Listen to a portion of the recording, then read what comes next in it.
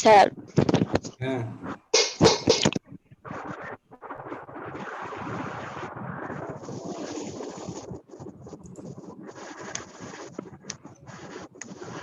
যাক, আমি স্ক্রিনশটটা রাখতেছি, পরে একটা লিখে রাখবো। শোনো, আজকে আমরা একটা নতুন চ্যাপ্টারে যাব, চ্যাপ্টার 3। স্টুডেন্টস, আমাদের প্রথম অধ্যায়ের বর্ণনামূলক আপাতত স্টপ। প্রথম অধ্যায়টা সম্পূর্ণ বর্ণনামূলক, তো আমরা যে 3-4টা টপিক পড়ছি এটা দিয়ে আমরা সামনে পরীক্ষার প্রশ্ন বানাবো, আর যাব না। আবার কিছুদিন পর বাকি অংশটুকু পড়বো। আমরা প্রথম অধ্যায় যেটা পড়ছি গ্লোবাল ভিলেজ, তোমাদের সবার তো এখন একটা খাতা লাগবে। তোমরা কি হাতের কাছে একটা খাতা আর একটা কলম নিতে পারবা? জি স্যার। ওকে ওকে, খুব ভালো হয়েছে। দেখো উপরে আজকে টপিক, আজকে তারিখটা দাও, 2020 সালের 20শে অক্টোবর, আইসিটি ক্লাস। আমি কিছু নির্দেশনা বলবো, সেটা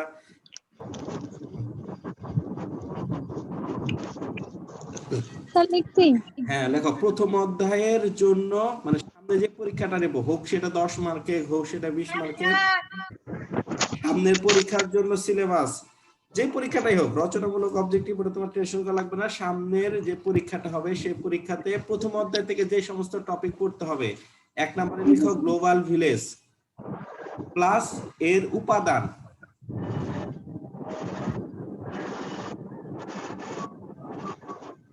স্যার লিখছি। ওকে, 2 নম্বরে এরপর আমরা কি টপিক যেন ছিলাম, জানি না তোমাদের মনে আছে কিনা। এরপর ছিল হ্যাঁ হ্যাঁ স্যার ভার্চুয়াল রিয়েলিটি। হ্যাঁ, এরপরে লেখো ভার্চুয়াল রিয়েলিটি।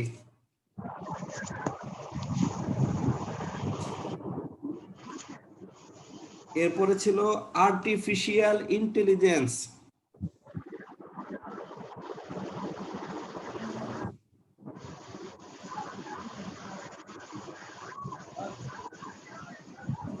স্যার লিখছি। রোবোটিক্স।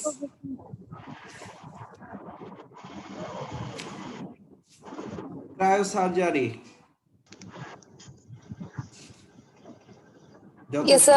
হ্যাঁ ওকে, এই পর্যন্তই, ক্রায়োসার্জারি পর্যন্ত আমাদের। আর সামনে টপিকগুলো আমরা পরে সামনে যে পরীক্ষাটা হবে সেটা বাদ দিয়ে তারপর বলবো। এরপরে আজকে লেখো তৃতীয় অধ্যায় পড়বো আজকে। মানে অন্য সেকশনে কমার্সে বা সায়েন্সে ওই টিচার ম্যাথমেটিক্যাল টার্ম করাচ্ছে, আমরা ইনশাআল্লাহ ম্যাথমেটিক্যাল টার্ম করব। এই তৃতীয় অধ্যায় হলো তোমাদের আসল আইসিটি, যে আইসিটি স্টুডেন্টদের ভয় দেখায়, যে আইসিটিতে আমরাও ভয় দেখাই স্টুডেন্টদের, অনেক কঠিন, বা তোমাদের জন্য অন্তত মানবিকের জন্য, সেটা হলো এই তৃতীয় অধ্যায়। আমরা এটা আস্তে আস্তে আগাই, যেহেতু আমাদের হাতে প্রচুর সময় আছে, আমরা আস্তে আস্তে আগাইতে পারবো। তোমরা যারা বোর্ডের বইটা কিনছো, বোর্ডের যে বইটা মুজিব বর্ষের লোগোওয়ালা, সে বইয়ের আমরা এখন 75 পৃষ্ঠায় আছি। লিখো 75 পৃষ্ঠা।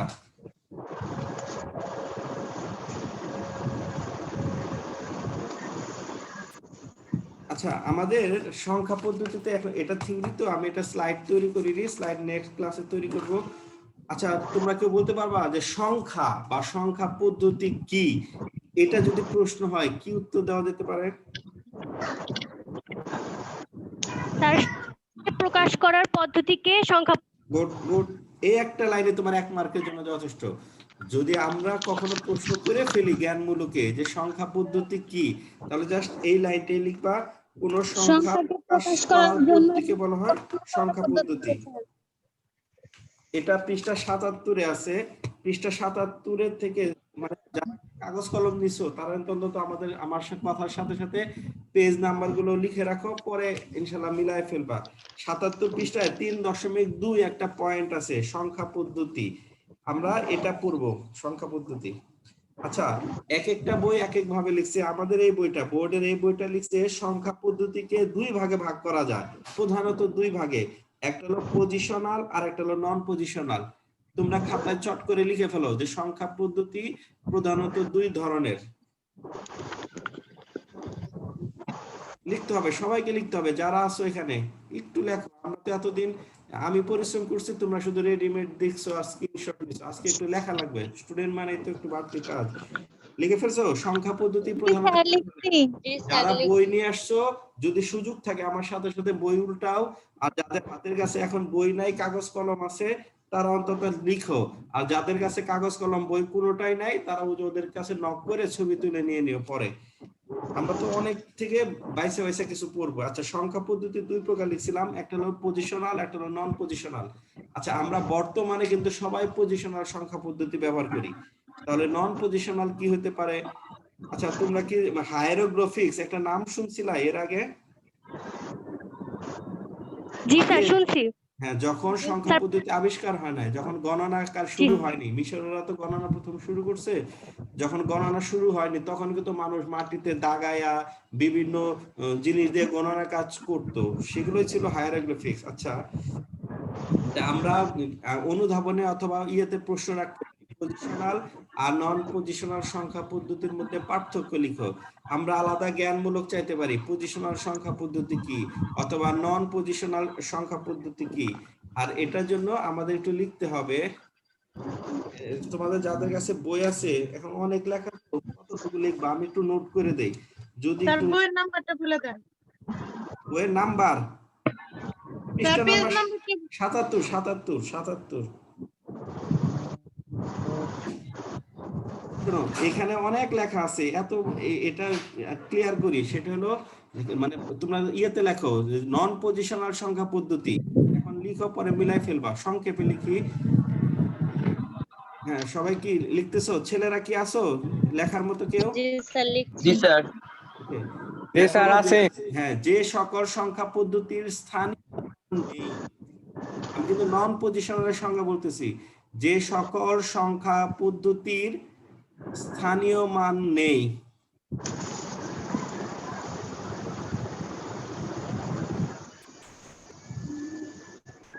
স্যার তারপর এবং অবস্থান পরিবর্তন করলেও মানের কোনো পরিবর্তন হয় না। যে সকল সংখ্যা পদ্ধতির স্থানীয় মান নেই এবং অবস্থান পরিবর্তন করলেও মানের কোনো পরিবর্তন হয় না, সেটাই হলো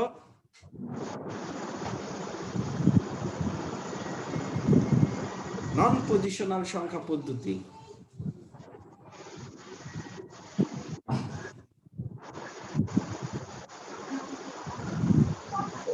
স্যার আরেকবার একটু বলেন স্যার। যে সকল সংখ্যা পদ্ধতির স্থানীয় মান নেই এবং অবস্থান পরিবর্তন করলেও মানের কোনো পরিবর্তন হয় না, সেগুলোই হলো নন পজিশনাল সংখ্যা পদ্ধতি। জি স্যার। স্যার লিখছি। এখানে এটা জি স্যার লেখা শেষ। খুব ভালো করছো, ধন্যবাদ।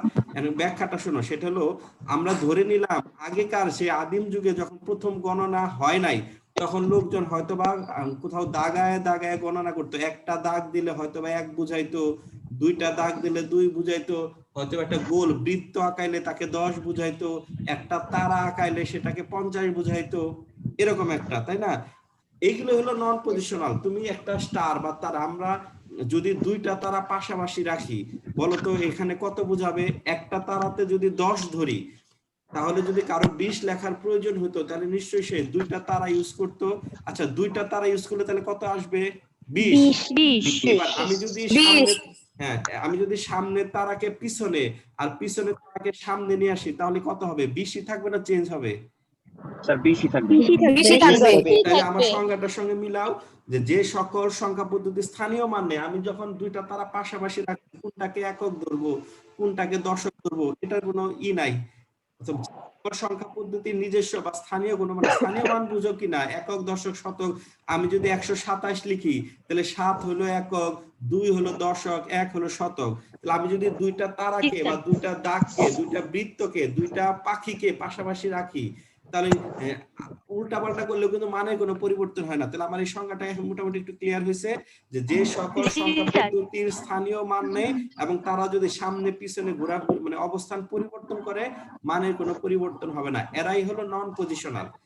আমরা জানি আগে এরকম দাগায়া দাগা বিভিন্ন চিহ্ন প্রতীকের সাহায্যে গণনা কাজ চলতো, তখন সেগুলো ছিল নন পজিশন। কেউ কেউ রোমান সংখ্যাকে নন পজিশনাল বলে, কিন্তু এটা আবার কোন বইতে আবার বলেও না। আমরা জানি একটা দাগ দিলে 1 বুঝায়, 3টা দাগ দিলে 3 বুঝায়, 4 লেখার সময় আবার 1 লেখে।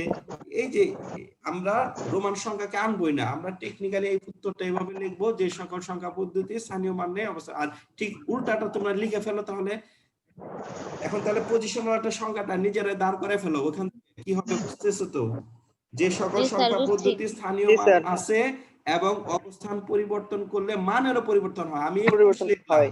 21 কে যদি উল্টায় লিখি 12 হয়ে যাবে, তাহলে পরিবর্তন নাও, দয়া করে এটা লিখে ফেলো, পজিশনালের সংখ্যাটা লিখে ফেলো।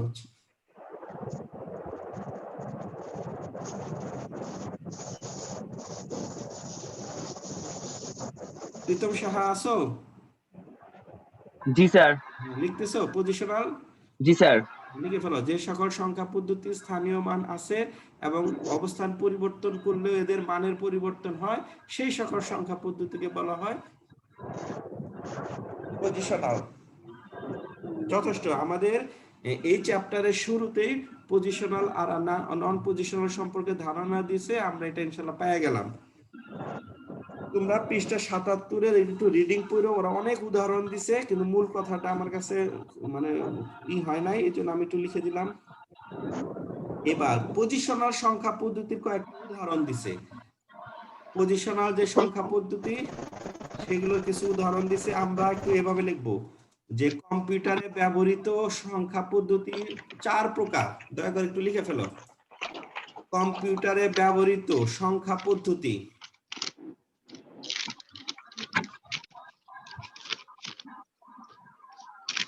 নাসরিন কিছু বলবা? স্যার আমি তো প্রতিদিনই প্রেজেন্ট থাকি, তখন বলতে পারি নাই স্যার। হ্যাঁ আমি দেখছি, আমি জানি তুমি প্রতিদিন প্রেজেন্ট থাকো, এটা আমার কাছে আছে। আমি পরে এটার আবার একটা হাজির স্যার কি বললেন? কম্পিউটারে ব্যবহৃত সংখ্যা পদ্ধতি 4 প্রকার। 4 প্রকার, ব্র্যাকেটে লেখা পজিশনাল। কেউ যদি তোমাকে বলে পজিশনাল সংখ্যা পদ্ধতি কয় প্রকার, তাহলে লিখবা এই 4 প্রকার।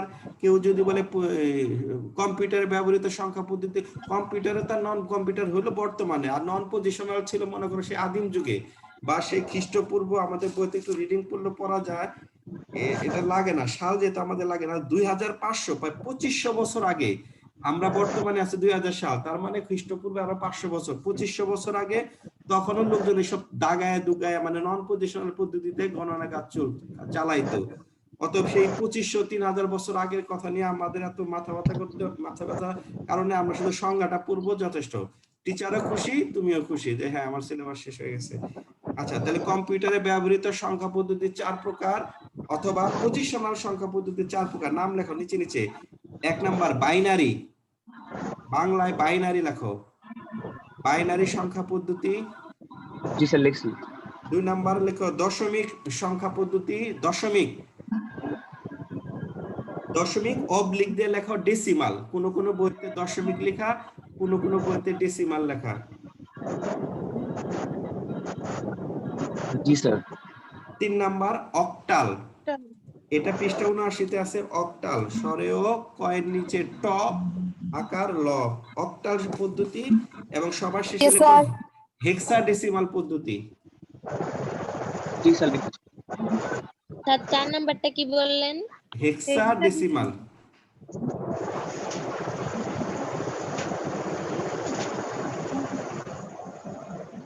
হেক্সাডেসিমেল। ডেসিমাল বা ডেসিমেল ডেসিমাল। তাহলে বাইনারি, দশমিক, অক্টাল আর হেক্সাডেসিমাল বা হেক্সাডেসিমেল যেটাই লেখো। এটা তো ইংলিশে এমএল, বাংলা এখন মাল মেল, যে যা বলে বলুক। আচ্ছা, এই যে 4টা পদ্ধতি, এই 4টা পদ্ধতির মধ্যে একটা পদ্ধতি আমরা ব্যবহার করি, আমরা মানুষেরা, বলো তো সেটা কোন পদ্ধতি?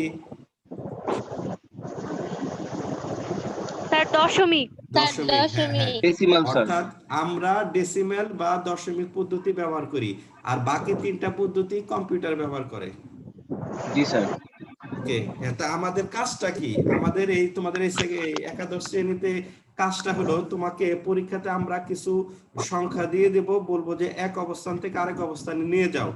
আমরা হয়তো বা বাইনারিতে প্রশ্নে একটা সংখ্যা লিখে বলবো একে অক্টালে পরিবর্তন করো অথবা একে দশমিক পরিবর্তন করো। তাই তোমাদের জন্য পরিবর্তনটা লাগবে, তোমরা পাশে একটু লিখে রাখো। এটা মানে একটা বক্সের মধ্যে লিখো যে আমরা এই চ্যাপ্টার থেকে কি কি শিখবো, একটা খাড়া দাগ দিয়ে ডান পাশে নোট করো যে রূপান্তর, লিখো, রূপান্তর শিখতে হবে, রূপান্তর, এক অবস্থান থেকে আরেক অবস্থানে রূপান্তর। লিখছো? জি স্যার লিখছি। জি স্যার লিখছি। 2 নম্বরে স্যার। লেখো যোগ ও বিয়োগ।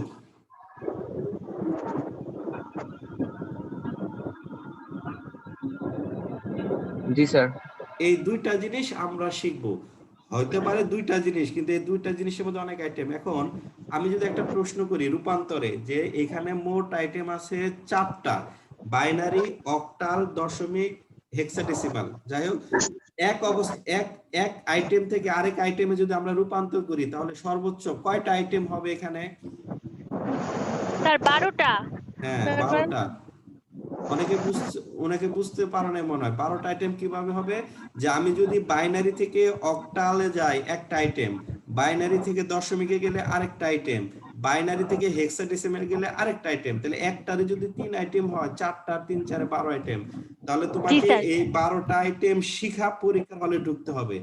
ঢোকার পরে দেখবা স্যারেরা যে কোনো 3টা বা 4টা আইটেমের প্রশ্ন করছে, তাহলে কোন 4টা আইটেম করবে এটা তো তোমাকে আমরা বলে দেবো না। এই জন্য তোমাকে 12টা আইটেম নিতে হবে। এবার যোগ বিয়োগ, তোমরা একটা জিনিস খেয়াল করবা যে 4টা ভিন্ন আইটেম কখনো যোগ হয় না।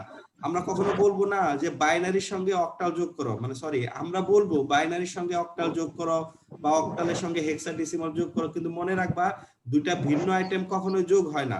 যোগ করতে হলে আমাকে দুইটাকে একই রকম বানাইতে হবে, তারপরে যোগ হবে। তাহলে এখানেও তো আমার সেই 12টা আইটেম লাগতেছে, বুঝছো তো? আবার বলি, জি স্যার। জি স্যার। আমরা অনেক জি সময় স্যার। তোমাকে বলবোই যে অক্টাল থেকে হেক্সে রূপান্তর করো বা হেক্সা থেকে অক্টালে রূপান্তর করো, এটা তো তুমি বুঝবাই যে স্যার রূপান্তর চাইছে। অনেক সময় আমরা রূপান্তর চাবো না, কিন্তু এমন ভাবে প্রশ্ন করব তোমাকে রূপান্তর করে নিতে হবে। তাহলে আমরা যদি যোগ দেই, আমরা হয়তো তোমাকে একটা প্রশ্ন করলাম যে সে ধরো রাফসান 500 টাকা নিয়ে বাজারে গেল, সে একটা অক্টাল মান দিয়ে দিলাম যে এত টাকার মাছ কিনলো, একটা হেক্সাডেসিমাল মান দিয়ে বললাম এত টাকার সবজি কিনলো, এত টাকার ব্যাগ খুললো, তার কাছে আর কত টাকা রইলো। তাহলে আমি যদি ভিন্ন আইটেমের প্রশ্ন দিয়ে দেই, তোমাকে কিন্তু একই আইটেমে বানায়া তারপরে যোগ বিয়োগ করতে হবে। তাহলে এখানে দেখো যোগও আছে, বিয়োগও আছে, রূপান্তর আছে। তাহলে আমাদের কি অঙ্ক সবই শিখলেই, আমরা যদি সব রূপান্তর শিখি, যোগ বিয়োগের সব পদ্ধতি শিখি, তাহলে আমরা একটা সৃজনশীলে হাত দিতে পারবো। তাহলে আমি এই চ্যাপ্টারের প্রেক্ষাপটটা বুঝাইলাম যে আমরা এই চ্যাপ্টারটা কেন করব। আমরা কিছু প্রশ্ন দেই, সেই প্রশ্নের উত্তর করতে হলে আমাকে 12টা আইটেমে রূপান্তর শিখতে হবে, কিভাবে অক্টালের সঙ্গে অক্টালে যোগ, দশমিকের সঙ্গে দশমিকের যোগ করতে হয়, এগুলো শিখবো। তারপর আমরা একটা সৃজনশীল প্রশ্নের উত্তর দিতে পারবো। আর আমার গত যে ক্লাসগুলো ছিল, এগুলো প্রত্যেকটা এক একটা সৃজনশীল হতো। হ্যালো, কেউ কিছু বলতেছো? শান্ত ইসলাম করিম, আসো তুমি? শান্ত ইসলাম করিম, জি স্যার আছি, স্যার কথা আছি। বলতে হবে, শোনো, কথা বলতে হবে। শাহেদ আছো? শাহেদ? জি স্যার। নওরিন নিশি, নওরিন নিশি, জি স্যার আছি। বেলাল হুসেন,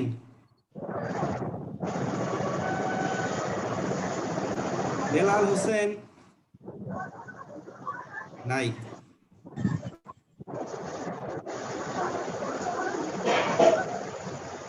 জি স্যার আছি স্যার। তোমরা কি ম্যাডামের ক্লাসগুলোতে চেহারা দেখাও নাকি কোনোটাতেই দেখাও না? সবগুলা আর ভিডিও কোনোটাতে দেখায় না। আবার স্যার বেলাল হোসেন স্যার আসছি স্যার। হ্যাঁ, বেলাল হোসেন, তুমি কি এর আগে কয়টা ক্লাস করছো? স্যার ফার্স্টেরটা করতে পারি নাই স্যার, যে লাস্ট ক্লাস ছিল ওইটা করতে পারিনি আপনার। 10টার মধ্যে 5টা যদি করতে হবে যথেষ্ট। তারপরে লিজা আক্তার আসো? জি স্যার আছি। রাবিয়া আসো? জি স্যার আছি। রাবিয়া, তুমি মনে হয় কারোর সাথে কথা বলতেছো বা কিছু চ্যাট করতেছো, তাই না? এখান থেকে শুধু তোমাকে অ্যাক্টিভ দেখাইতেছে, একটু পরে পরে। আচ্ছা থাক, সমস্যা নাই। এটা সুরাই আক্তার আসো? লিখতেছো? ওকে, আচ্ছা। এখন আমরা 12টা আইটেম শিখতে যাব। বিসমিল্লাহ বলে আমাদের প্রথম আইটেমে আমরা হাত দেই। আর আমরা আরেকটা জিনিস মাঝখানে যাই না গেছি, যে আমরা মানুষরা, ব্যবহারকারীরা দশমিক পদ্ধতিতেও কাজ করি, কম্পিউটারে করে, আমরাও করি। তো সব পদ্ধতি হলো দশমিক পদ্ধতি। আমরা দশমিক পদ্ধতি আমরা আমাদের মোট 12টা আইটেমের মধ্যে 6টা আইটেম একটু অঙ্ক টাইপের, অঙ্কর সাহায্যে করতে হবে। এখন তোমাদের সামনে তো মনে হয় আজকে বই নাই, আছে? স্যার আছে। জি স্যার, স্যার। বই নাই। আছে স্যার। সবার কাছে জি স্যার, বই আছে। তাহলে আমাদের 1 নাম্বার যে আইটেমটা হবে, 1 নাম্বার আইটেম দিয়ে লেখো দশমিক থেকে বাইনারি, লিখে একটা নিচে আন্ডারলাইন করো, দশমিক থেকে বাইনারি। আমরা 12টা আইটেমের প্রথম আইটেমে ঢুকতেছি। জি স্যার। জি স্যার, লিখছি।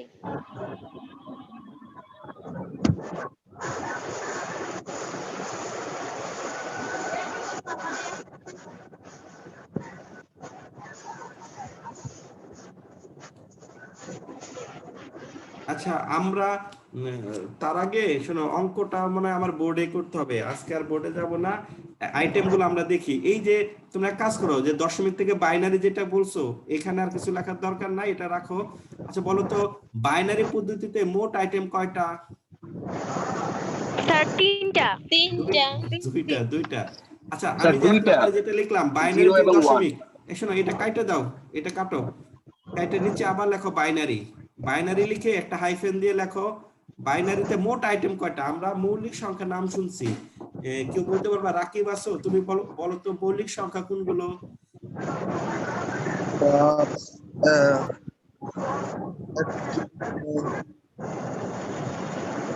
রাকিবের এখানে মনে নেটওয়ার্কের সমস্যা, আমার কথা বুঝি না। এই রাবেয়া খাতুন নাকি বেগম? স্যার খাতুন। খাতুন, তুমি এত কথা বলতেছো কেন বা নড়াচড়া করতেছো কেন? আমি এখান থেকে বুঝতেছি। স্যার আমি তো ক্যামেরার সামনেই নেই স্যার। হ্যাঁ, না মিউট করবো না। আচ্ছা রাবেয়া, তুমি বলো তো মৌলিক সংখ্যা কোনগুলো? স্যার মৌলিক সংখ্যা আছে সেই সংখ্যা যে সংখ্যাকে সেই সংখ্যা ছাড়া অন্য কোনো সংখ্যা ছাড়া দিয়ে ভাগ করা যায় না স্যার। ওকে, আচ্ছা অঙ্ক কি? অঙ্ক স্যার অঙ্ক সাধারণত আমরা 0 থেকে 9 পর্যন্ত সব। 0 বলে থেকে থাকি। 9 পর্যন্ত। 0 থেকে 9 পর্যন্ত গুলোই হলো অঙ্ক। আচ্ছা, তো তোমার যদি দশমিকে 0 থেকে 9 পর্যন্ত হয়, তাহলে নিশ্চয়ই বাইনারি তো এরকম কয়েকটা আছে, অক্টালও কয়েকটা আছে, হেক্সাডেসিমালও কয়েকটা আছে, আছে না? আচ্ছা, স্যার। বাইনারি লিখে বাইনারি পাশে মানে একটা হাইফেন দিয়ে লেখো 0 1। 1। তাহলে বাইনারির মোট আইটেম হলো দুইটা, 0 আর 1। তাহলে যেই সংখ্যা পদ্ধতিতে শুধু 0 আর 1 দিয়ে লেখা হয় সেগুলো হলো বাইনারি সংখ্যা পদ্ধতি। ওকে, হবে? জি স্যার। দশমিকে তো 0 থেকে 9 পর্যন্ত, এটা লিখে ফেলো, 0, 1, 2, 3, 4, 5, 6, 7, 8, 9, মোট 10টি। আচ্ছা, বাইনারির পাশে বাইনারি কথাটা লিখে হাইফেন দিয়ে কি 0 আর 1 লিখছো? জি স্যার। তার পাশে আবার একটা সমান চিহ্ন দিয়ে লেখো 2টি।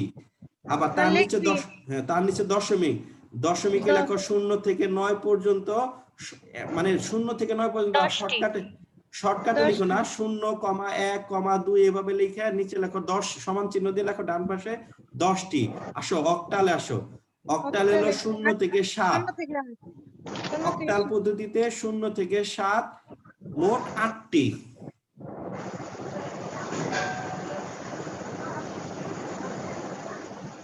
এবং সবার শেষে হেক্সাডেসিমালে লেখো 0 থেকে 9,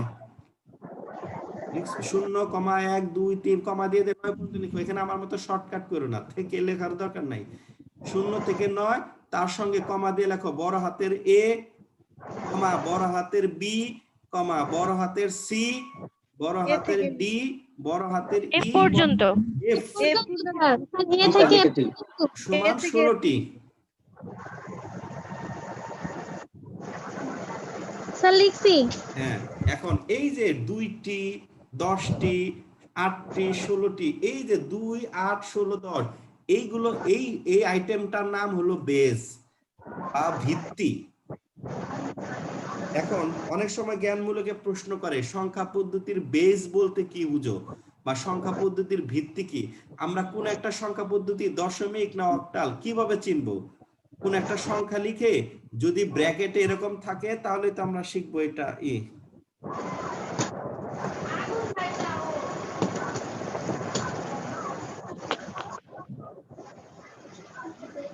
আচ্ছা, তাহলে সংখ্যা পদ্ধতির বেস বা ভিত্তি বলতে কি বুঝাও? এরকম যদি একটা প্রশ্ন আসে সেটার উত্তর লিখতে হবে যে কোন সংখ্যা পদ্ধতির মোট উপাদানগুলোকেই বলা হয় সংখ্যা পদ্ধতির বেস।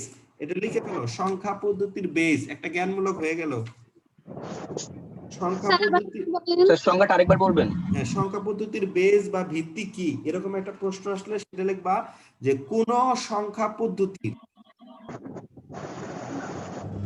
কোন সংখ্যা পদ্ধতিতে, লেখো কোন সংখ্যা পদ্ধতিতে ব্যবহৃত মৌলিক উপাদানগুলোর সংখ্যাকেই বলে সংখ্যা পদ্ধতির বেস।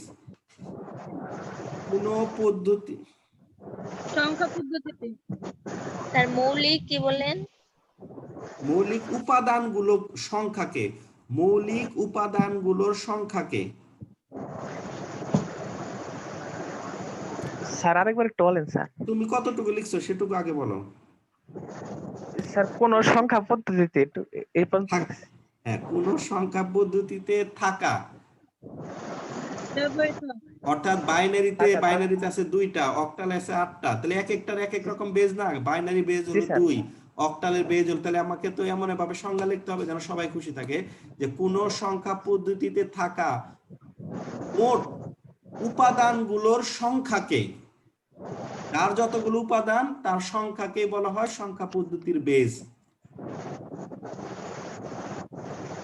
তাহলে কোন সংখ্যা পদ্ধতিতে থাকা মোট উপাদানগুলোকেই বলা হয় সংখ্যা পদ্ধতির বেস। এরা আরো অনেক ভাবে আছে বইতে, আমার মনে হয় বইটাও রিডিং পড়ো, আমার এই নোটগুলোকে সামনে রাখা, তাহলে একটু সহজ হয়ে যাবে।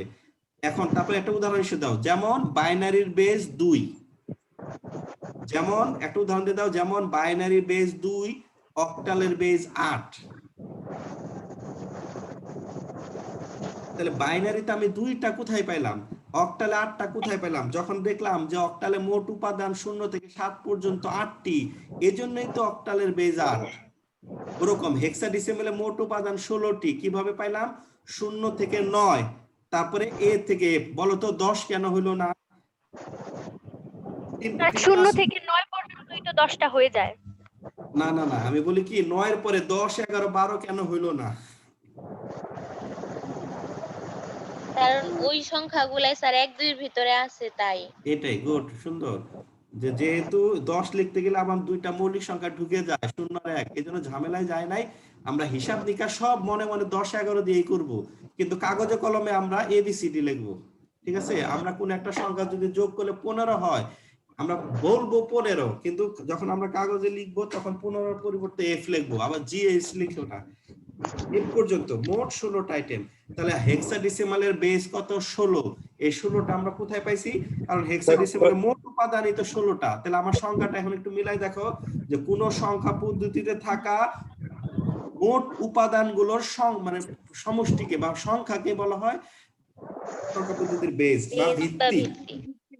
ওকে, তারপরে আমরা একটু যাই স্যার। কই যাবা খাইতে? না স্যার, একটু ব্যাংকে যাইতে হইব স্যার। যাও যাও যাও যাও, টাকা পয়সা সাবধানে নিয়ে যাও। আর টাকা উঠাইতে যাইতে হইব। ওই তো ব্যাংকে থেকে আবার সাবধানে বাসায় যাও। আচ্ছা স্যার কাছে কি বিপদ? কে কে এই ব্যাককেলটা কে? আচ্ছা, আমরা তাহলে আচ্ছা কোন একটা সংখ্যা কিভাবে বুঝবো এটা বাইনারি না দশমিক না অক্টাল? যদি কোন সংখ্যা ব্র্যাকেটের মধ্যে রাখে, মানে ব্র্যাকেটের ভিতরে 10 2 3 এভাবে লেখে, তাহলে বুঝবো এটা।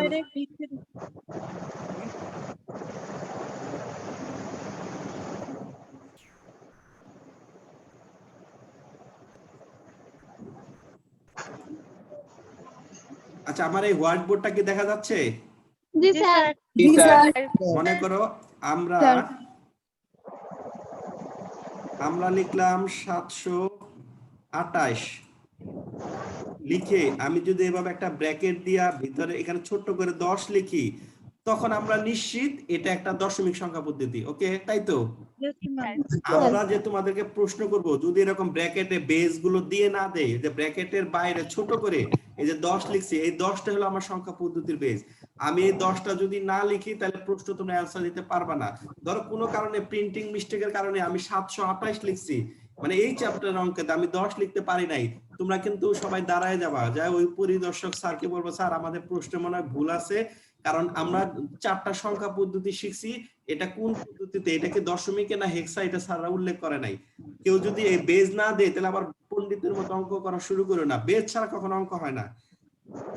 আচ্ছা, তাহলে এখানে আমরা লিখলাম 10, আবার আমি যদি এখানে 10 না লিখে আমি যদি আবার ধর আরেকটা সংখ্যা লিখলাম 72 লিখে ব্র্যাকেটে বলো তো আমি এই যে হোয়াট চিহ্নিত একটা স্থান দিলাম, অবজেক্টিভের প্রশ্ন করব যে হোয়াট চিহ্নিত স্থানে নিচের কোন বেজ হতে পারে।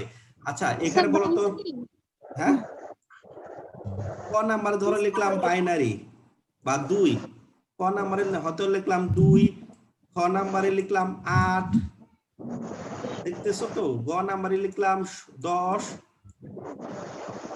আর ঘ নাম্বারে হয়তো লিখলাম 16। মানে এটা আমার একটা প্রশ্ন না, বলতো এই হোয়াট চিহ্নিত স্থানে কি কি বসতে পারে? তোমরা কি কেউ আছো? কথা বলো, কথা বলো। যারা আমি 72 লিখলাম, এটা অবজেক্টিভ দশমিক অথবা হেক্সাডেসিমাল। অক্টাল হতে পারে। আচ্ছা এখানে কি 2 বসবে, এই হোয়াট চিহ্নিত স্থানে আমাকে বেজ দিতে হবে, হয় 2 নইলে 8 নইলে 10 নইলে 16। আচ্ছা আমি কি এখানে 2 কে দিতে পারি কিনা? না স্যার। না স্যার। কেন পারি না?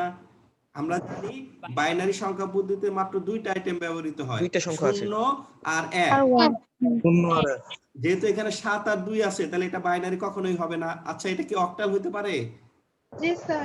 জি স্যার কারণ হতে অক্টাল পারে। সংখ্যা পদ্ধতিতে 0 থেকে 7 পর্যন্ত যে কোনোটা বসে, যেহেতু আমার এখানে 7 আছে 2 আছে আর এই দুইটাই অক্টাল পদ্ধতিতে যায়, অতএব এটাও হবে। আচ্ছা 10 কি হবে? হবে। স্যার জি স্যার হবে। 16 কি হবে? হবে।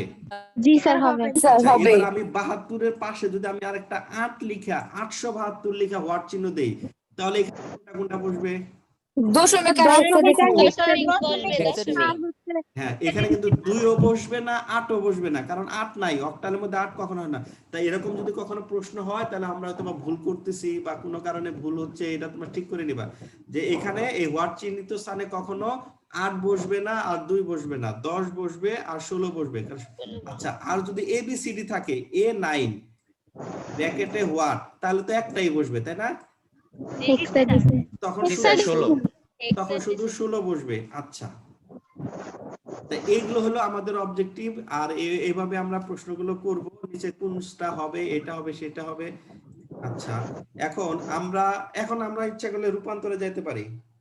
আচ্ছা আরেকটা কথা, এই ধরো 1 0 1 0 1 দিয়ে ব্র্যাকেট দিলাম, দিয়া যদি হোয়াট চিহ্ন দেই, হোয়াট চিহ্ন দেওয়ার পরে যদি বলি হোয়াট চিহ্নিত স্থানে কি আসবে 2, এটা বহুপদীতে দিলাম, 1 নাম্বার দিলাম 2 নাম্বার রোমান সংখ্যা, বুঝতেছো তো, 2 নাম্বার দিলাম হলো 10, হয়তো বা 3 নাম্বারে দিলাম 8। এখন প্রশ্ন যে 1 ও 2 2 ও 3 1 2 3 নাকি কি হবে? 1 2 3 স্যার সবগুলাই হবে, সবগুলাই হবে।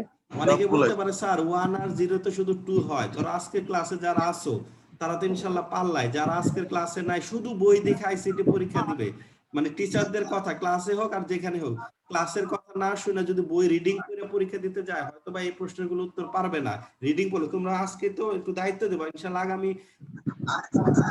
তোমাদের পূজার ছুটি থাকবে, তোমরা একটু নোটিশ বোর্ডটা খেয়াল করবা, কালকে আমরা নোটিশ দিয়ে দেবো 22 তারিখ থেকে 7-8 দিনের হয়তো বা পূজার ছুটির কারণে সকল ক্লাস বন্ধ থাকবে, কালকেও ক্লাস হবে। এই আমরা যদি এখানে হোয়াট চিহ্ন মানে এরপরে যেদিন ক্লাস হবে সেদিন আমি তোমাদেরকে একটু জিজ্ঞেস করবো যে কারা বইগুলো একটু রিডিং করছো, যাদের কাছে বোর্ড বই আছে তারা বোর্ড বই তো পড়বাই, কারো কাছে যদি এক্সট্রা অন্য